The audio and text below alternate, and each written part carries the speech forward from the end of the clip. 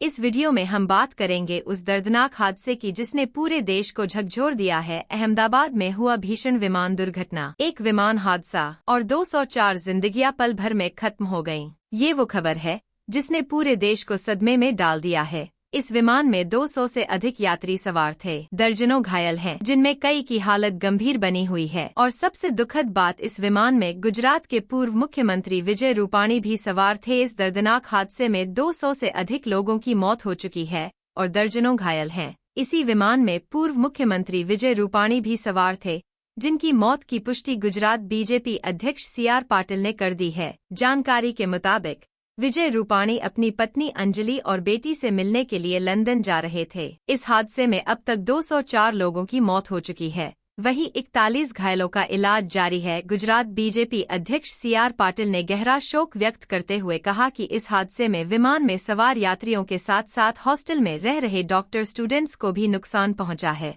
प्रधानमंत्री नरेंद्र मोदी और केंद्रीय गृह मंत्री अमित शाह भी गुजरात पहुंच चुके हैं और लगातार हालात पर नजर बनाए हुए हैं।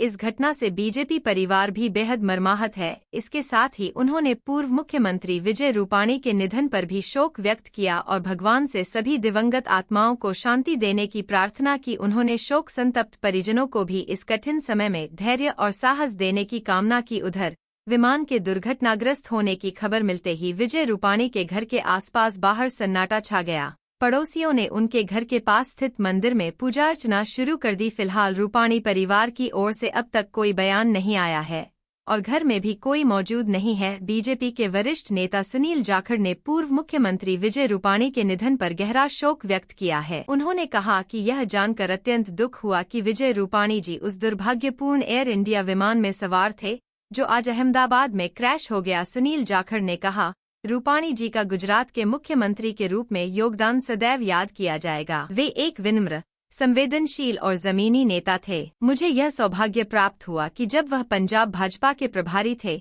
तब मैं उनके साथ काम कर सका। वह वास्तव में एक जेंटलमैन पॉलिटिशियन थे। गुजरात ने एक महान नेता को खोया है, लेकिन मेरे लिए यह एक व्यक्तिगत क्षति है क्योंकि उनके सौम्य और सरल स्वभाव ने मुझे हमेशा प्रभावित किया। सार्वजनिक जीवन में उनकी समझदारी और सादगी को हमेशा याद किया जाएगा। रूपाणी जी को मेरी श्रद्धांजलि। Ahmedabad police commissioner GS Malik ने आज तक से बात करते हुए बताया कि अब तक 204 शव बरामद किए जा चुके हैं, जबकि 41 लोग घायल अवस्था में अस्पताल में भर्ती हैं। उन्होंने कहा कि राहत और बचाव कार्य अभी भी तेजी से चल रहा है और मलबे में और लोगों के फंसे होने की आशंका बनी हुई है। कमिश्नर के मुताबिक यह आंकड़े प्रारंभिक हैं और अंतिम पुष्टि बाद में की जाएगी। अहमदाबाद सिविल अस्पताल प्रशासन ने विमान हादसे में मारे गए यात्रियों की पहचान सुनिश्चित करने के लिए उनके परिजनों से DNA सैंपल लेने की प्रक्रिया शुरू कर दी है। स्वास्थ्य विभाग के प्रमुख सचिव धनंजय द्विवेदी ने बताया कि पीड़ितों की पहचान के लिए BJ मेडिकल कॉलेज के कसौटी भवन में यह विशेष व्यवस्था की गई है। प्रत्यक्षदर्शियों के अनुसार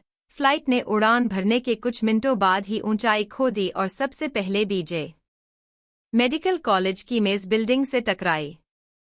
इसके बाद विमान ने पास ही स्थित अतुल्यम हॉस्टल को भी चपेट में ले लिया, जहां सीनियर रेसिडेंट डॉक्टर्स रहते थे।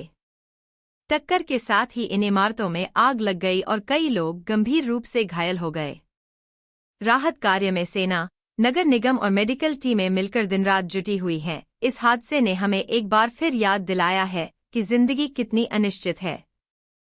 204 परिवार आज टूट चुके हैं और एक राज्य ने अपना अनुभवी नेता खो दिया है।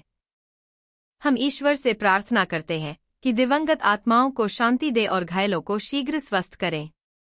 अगर आप भी इस दुखद घटना से आहत हैं तो इस वीडियो को शेयर करें और कमेंट में शांति जरूर लिखें। देश के इन सपूतों को हमारी यही सच्ची श्रद्धांजलि होगी। जय हिंद।